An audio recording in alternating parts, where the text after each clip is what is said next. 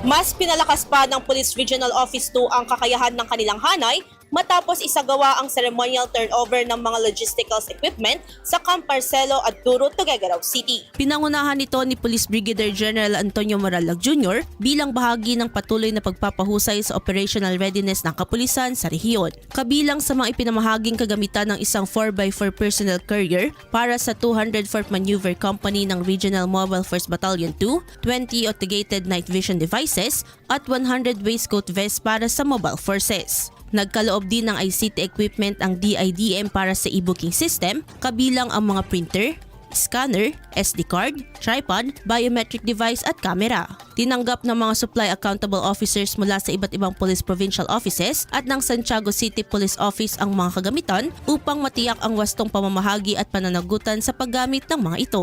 Ayon sa Pro2, inaasahang makatutulong ang mga bagong kagamitan upang mapabilis ang mga proseso sa law enforcement at higit pang mapahusay ang serbisyo sa publiko alinsunod sa isinusulong na agenda ng pamunuan ng Philippine National Police sa maayos na pamamahala ng mga yaman.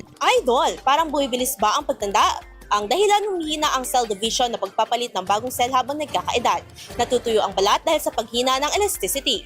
Para mapigilan ito, mag-DTX 500 na. May antioxidants at vitamins, polyphenols at flavonoids na pumipigil sa collagen regulation. Sikreto sa pagiging young, looking mo para maging healthy, mag-DTX 500 palagi.